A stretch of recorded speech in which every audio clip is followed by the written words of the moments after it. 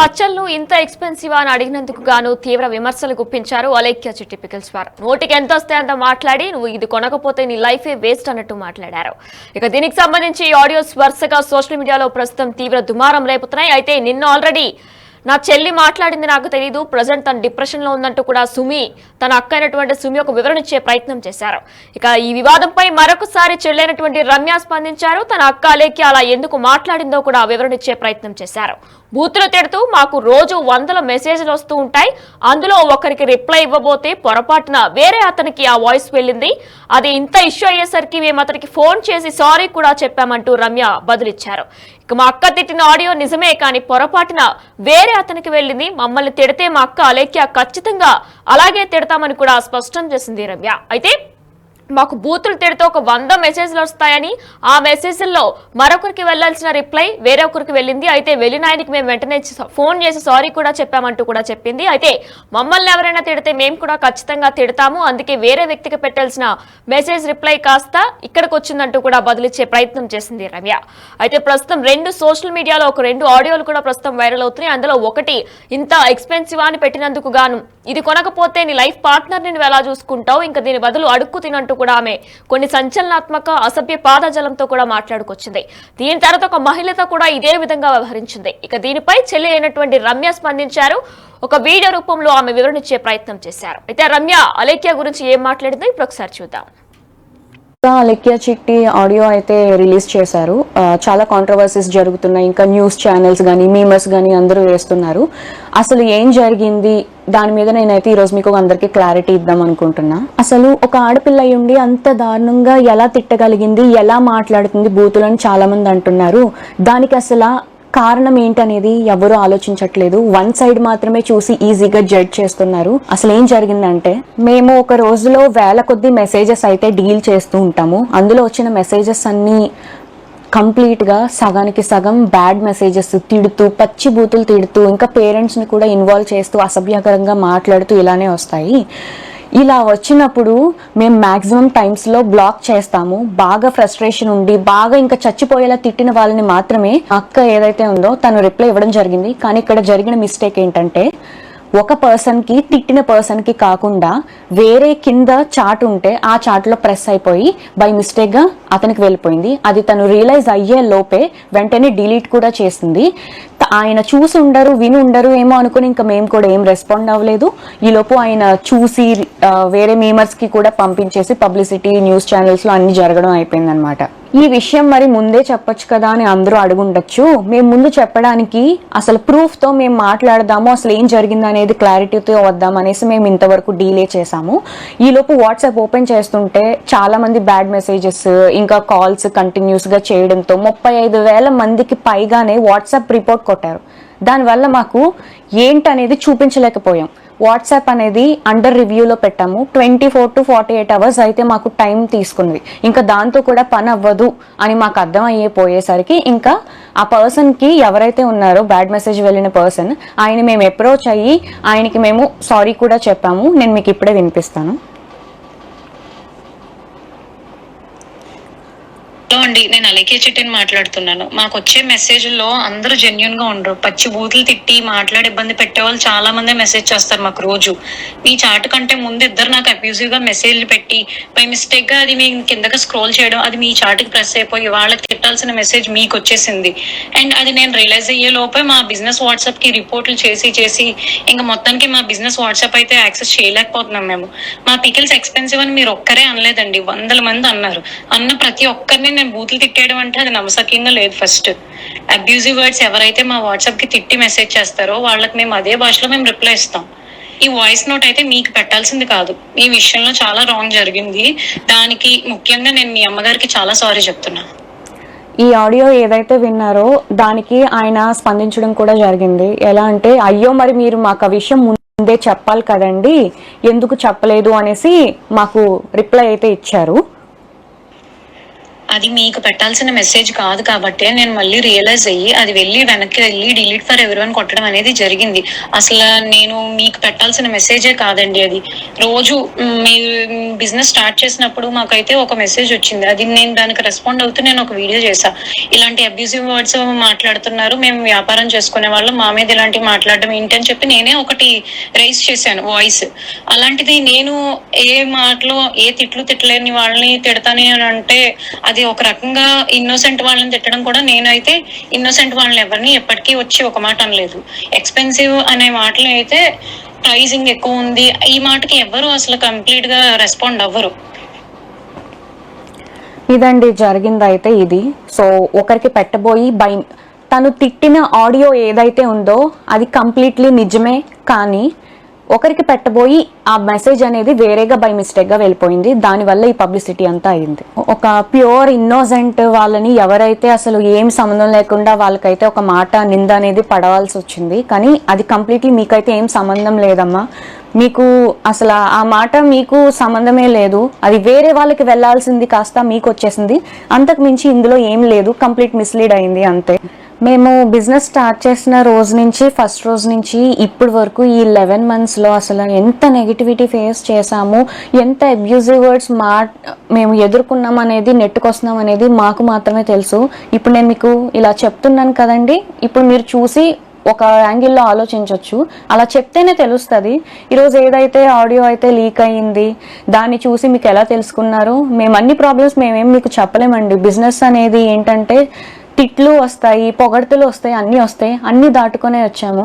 అయితే ఇలా ఎవరైతే తిట్టారో స్టార్టింగ్లో మేము భయపడ్డాం కూడా, ఏంటి ఇలా తిడుతున్నారు, మీ మీద కంప్లైంట్ ఇస్తాము అన్నప్పుడు, మీరు కానీ మా మీద కంప్లైంట్ ఇస్తే మేము సూసైడ్ చేసుకొని మీ పేరు రాసేసుకొని చచ్చిపోతాము, ఇలా రివర్స్లో కూడా మా మీద తిరగబడిన వాళ్ళు కూడా ఉన్నారు. అండ్ ఇంకొంతమంది ఏంటంటే 24-26 ఏళ్ళు వయసు వాళ్ళే. సో వాళ్ళ లైఫ్ ఎందుకు స్పాయిల్ చేయడం, వాళ్ళ కెరియర్ ఉంటుంది సరే, ఏదో ఒక మాట వల్ల తీసుకొని ఎందుకు కెరియర్ రిస్క్లో చేయడం అని మేము ఏం యాక్షన్ కూడా తీసుకోలేదు, బ్లాకే చేసాము. బాగా ఎవరైతే మా తల్లిదండ్రులని పేరెంట్స్ని బాగా ఇన్వాల్వ్ చేసి ఇష్టం వచ్చినట్టు తిట్టి ఇలా చేస్తేనే మేము ఫ్రస్ట్రేట్ అయ్యి ఏదో ఒక సిచ్యువేషన్లో కొంతమంది బ్లాక్ చేస్తారు, కొంతమంది రియాక్ట్ అవ్వరు, కొంతమంది చాలా దారుణంగా వాళ్ళు కూడా అదే రీతిలో తిడతారు. మేము మా అక్క కూడా అలాగే తిట్టడం జరిగింది. ఈ ఆడియో వినగానే కొంచెం కూడా అసలు ఏంటనేది తెలుసుకోకుండా వెంటనే అందరూ 35,000కి పైగానే మంది వచ్చేసి ఇష్టం వచ్చినట్టు బ్యాడ్ మెసేజెస్ తిడుతూ, ఇంకా మా పేరెంట్స్ని ఎవరినో తిట్టావు, మీ పేరెంట్స్ కూడా అది ఇదని ఇష్టం వచ్చినట్టు చాలా తిట్టారండి. మాకు ఏమన్నా అయ్యింది అంటే మాకు ఎవరు చెప్పుకోవడానికి మాకు ఎవరు లేరు. ఇలా వచ్చి మేము మాట్లాడాలి తప్ప, మీకైనా సరే అన్న చెల్లి తమ్ముడు ఉన్నారు, మేము ఓన్లీ గర్ల్స్ అండి. ఒక ఆడవాళ్ళమే ఇంత ఫస్ట్ నుంచి ఇప్పటి వరకు నెట్టుకుంటూ వస్తున్నాము. ఎంత బ్యాడ్ అయినా సరే, ఎంత బ్యాడ్ మెసేజ్ అయినా సరే. ఎగ్జాంపుల్ గా నేను మీకు ఒకటి చెప్తాను. మా నాన్నగారు చనిపోయిన రోజే ఒక అబ్బాయి కూడా కాదు, ఒక అమ్మాయే మాకు ఇష్టం వచ్చినట్టు పచ్చిబూతులుగా బ్యాడ్ మెసేజ్ పెట్టింది.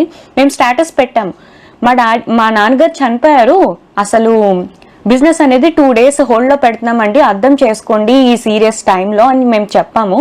చెప్తే ఆమె ఇచ్చిన రిప్లై మీరు చూడండి, నీకు ఇలాగే కావాల్సింది అని ఇంకా పచ్చిబూతులు తిట్టింది. ఆ నోట్తో నేను చదవలేను, స్క్రీన్లో డిస్ప్లే చేస్తాను, మీరే ఒకసారి చదివి మా సైడ్ ఏంటనేది ఒకసారి ఆలోచించండి. అసలు ఈ బిజినెస్ ఎలా స్టార్ట్ చేసింది ఎవరికి ఏమీ తెలీదు. రమ్య అంటే నేను అనేది లేకపోతే అలెక్య చిట్టి పికిల్స్ అనేది ఈ రోజు లేదు. నాకు ఒక ఐడియా వచ్చి నేను మా నాన్నగారి దగ్గరికి వెళ్ళి, నాన్న ఇలా బిజినెస్ పెడదాం నాన్న, మా ఓన్గా మేము ఏదో ఒకటి చేయాలనుకుంటున్నాము, మీరు హెల్ప్ చేయండి అని నేను అడగడం జరిగింది. మా నాన్నగారు హెల్ప్ చేశారు, ఇక్కడి వరకు నెట్టుకుంటూ వచ్చాము. తెలియని విషయం ఏంటంటే స్టార్టింగ్లో ఎవరెవరో అసలు ఊరికే తిట్టేసేవాళ్ళు, ఎందుకు తిడుతున్నారనేది మాకు భయపడిపోయి ఏడ్చేసేవాళ్ళం. మా నాన్న దగ్గర ధైర్యం చెప్పి, ఎందుకురా అలా చేయకూడదు, మీరు అడుగు వేసేసారు, ఫస్ట్ అడుగు వేశారు, ఇంకా వెనక అడుగు అయితే వేయకూడదు, మీరు తెగించి ఇంత వర్క్ అది చేసుకుంటున్నారు, కష్టపడి అంతా మీరే చేసుకుంటున్నారు, ఇలా జరగకూడదు నాన్న అది ఇది అనేసి చాలా ధైర్యం అయితే చెప్పారు. అలా చెప్పడానికి ఈరోజు ఏదైతే సర్క్యులేట్ అవుతుందో అలా చెప్పడానికి, ధైర్యం చెప్పడానికి నేనున్నాను అనే వాళ్ళు మాకైతే లేరు. మేమందరం ఆడవాళ్ళమే. మీకైనా సరే అన్న చెల్లి తమ్ముడు అక్క పెద్దమ్మ వీళ్ళందరూ ఉండొచ్చేమో, మాకంటూ ఎవరు లేరు. నేను మా అమ్మ అలెక్యమే ముగ్గురమే అయితే ప్రెసెంట్ అయితే ఉన్నాము. ఎంత బాధను మోస్తున్నాం అనేది మాకు మాత్రమే తెలుసు. మా నాన్నగారు ఇంకా లేరు, అంతే. అది మేము యాక్సెప్ట్ చేసాము. బిజినెస్ స్టార్ట్ చేసిన 3 to 4 monthsలో అయితే మేము సరే ఎందుకులే బ్యాడ్ మెసేజెస్ అది ఇది అని వదిలేసాము. ఇప్పుడు ఒక ఎగ్జాంపుల్ చెప్తున్నానండి. ఎవరో మనకి అర్ధరాత్రి 1 గంట 2ంటికి మనకి video calls audio calls bad messages చేస్తే మనం ఎవరెవరు ఏంటి అనేది మనం ఖచ్చితంగా టెన్షన్ పడతాము. అలాంటిది మేము కొన్ని వందలాది 10-20 కూడా కాదు, వందల కొద్దీ మాకు బ్యాడ్ మెసేజెస్ ఆ టైంలో ఆడియో కాల్స్ వీడియో కాల్స్ అనేది చేస్తూ ఉంటే మేము అసలు ఏం చెయ్యాలో కూడా మాకు అర్థమయ్యేది కాదు. ఈ ఆడియోని తీసుకెళ్ళి ఇంత నెగిటివ్ వైరల్ అయితే చేసేసారు, చాలా న్యూస్ ఛానల్స్లో కూడా చేసేసారు. ఈరోజు బిజినెస్సే లేకుండా పోయింది మాకు. ఎందుకంటే మేము కంప్లీట్గా మా ఫ్యామిలీ అంతా డిపెండ్ అయ్యింది ఈ బిజినెస్ మీదే.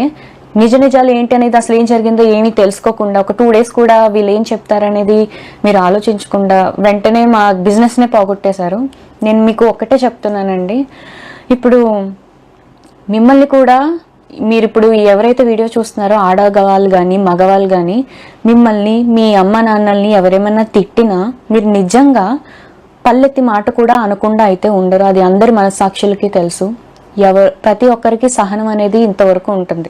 ఆ సహనం అనేది కోల్పోయినాక మన అమ్మ నాన్నల విషయానికి వస్తే ఎవరు ఊరుకోరు కదండి. మా అక్క అలాగే తిట్టడం జరిగింది. ఇప్పుడు ఆడియో ఏదైతే ట్రెండింగ్లో ఉందో అదే ఆడియోని బేస్ చేసుకొని ఇలాంటి వాటి మీద వీడియోస్ చేస్తే ఇంకా వ్యూస్ వస్తాయి, మనీ జనరేట్ అవుద్ది అని ఇప్పుడు ఆడియో 2 ఆడియో 3 అనేసి ఇంకా లీక్ చేస్తే నేను ఒక్కటే చెప్తున్నానండి, తనని మా అక్కని అలెక్యని ఎవరైతే ఇష్టానుసారంగా పచ్చి బూతులు యూజ్ చేసి ఆడదాన్ని తిట్టి అమ్మని తిట్టి ఎవరైతే అంటారో వాళ్ళని మాత్రమే తను రియాక్ట్ అయ్యి తిడుతుంది. అంతకు మించి తను ఎవరిని ఒక ఇన్నోసెంట్ని తిట్టాలని తను చూడదు. తను తిట్టడం పర్సనల్ గానే తిట్టింది, అపాలజైజ్ కూడా చేసింది, అంటే క్షమాపణ చెప్పేసింది. అండ్ ఇప్పుడు ఈ ప్రెసెంట్ టాపిక్ ఏదైతే ఉందో అది ట్రెండింగ్ గా ఉంది కదా, ఇదే వీడియోలో మేము కూడా చేస్తే మాకు వ్యూస్ వచ్చి అమౌంట్ వచ్చేస్తుంది అది ఇది అనుకునే వాళ్ళకి నేను ఒకటే చెప్తున్నానండి, ఇప్పుడు మనల్ని ఎవరైనా తిడితే, నేను అలికే గురించి మాత్రం ఇప్పుడు చెప్తున్నాను, అందరినీ ఉద్దేశించి కాదు, అలేఖ్యని ఎవరైతే తిట్టారో బాగా ఇబ్బంది పెడుతున్నట్టు మాటలు అసహ్యకరంగా వస్తేనే తను కూడా వాయిస్ మెసేజ్లో తిడుతుంది. అంతకు మించి తను ఒక ప్యూర్ ఇన్నోసెంట్ని తిట్టడానికి ఊరికి ఎవరైనా ఎందుకు తిడతారండి? ఎక్స్పెన్సివ్ అనే మాటకి ఎవ్వరు ఏమీ తిట్టరండి. ఎక్స్పెన్సివ్ అని చెప్పారు కాబట్టే మేము ప్రైజులు తగ్గించడం అనేది జరిగింది. నేను చాలా కామెంట్స్లో అయితే చూస్తున్నాను, కొంతమందికి ఏదైతే చూస్తారో అదో నిజం అనుకుని మాట్లాడతారు, అది సహజమే, నేను ఒప్పుకుంటాను. ఆడపిల్లలు కూడా ఆలోచించట్లేదు కనీసం. ఒక ఆడపిల్లలు కూడా చాలా వల్గర్గా కామెంట్స్ చేసి ఇప్పుడు ఏదైతే ఆడియో విన్నారో అంతకంటే డబల్ చేసి బూతులు అయితే మమ్మల్ని తిడుతున్నారు. మరి అది ఎంతవరకు న్యాయం అనేది తెలీదు. అది మీకు తెలియదు కాబట్టి ఇప్పుడు నేనైతే ఈ ఆడియో మీద ఒక క్లారిటీ అయితే ఇచ్చాను కదా. సో అంతే. అలెక్య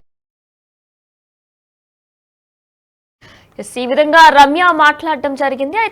అయితే ఇంత దుమారం రేపడానికి సోషల్ మీడియాలో వారి మీద నెటిజన్స్ ఇంత దుమ్ము రేపడానికి గల కారణాలు ఏంటి? అసలు వాళ్ళు కస్టమర్స్ తో ఏ రీతిలో మాట్లాడారు? ఒక పురుషుడితో కాకుండా మహిళతో కూడా మాట్లాడడం జరిగింది. ఆ మహిళని కూడా నువ్వు 4 గంటలకి వెళ్ళి పాచి పనులు చేసుకో అంటూ చెప్పడం జరిగింది. అయితే ఇంతలా సోషల్ మీడియాలో నెటిజన్స్ అందరూ కూడా ఫైర్ అవడానికి ఇప్పుడు రమ్య అనే వాళ్ళ సిస్టర్ కూడా బదిలివ్వడానికి కారణాలు ఏంటి? వాళ్ళు అసలు ఏం మాట్లాడారు? అయితే రమ్య బదిలివ్వడం జరిగింది. ఇదంతా కూడా ఒకరికి ఇవ్వాల్సిన రిప్లై మరొకరికి ఇచ్చానడం కూడా చెప్పడం జరిగింది. అయితే ఒక మహిళతో కూడా సేమ్ ఇదే విధంగా అలేఖ్య చిట్టి పికిల్స్ వారు స్పందించారు. వారితో కూడా 4 ఇళ్లను పాచి పనులు చేసుకో అప్పుడు పచ్చడి కొనగలవు అంటూ కూడా చెప్పడం జరిగింది. అయితే ఆ 2 ఆడియోస్ ఇప్పుడు ఒకసారి మనం బిగ్ టీవీ లైవ్ లో విందాం.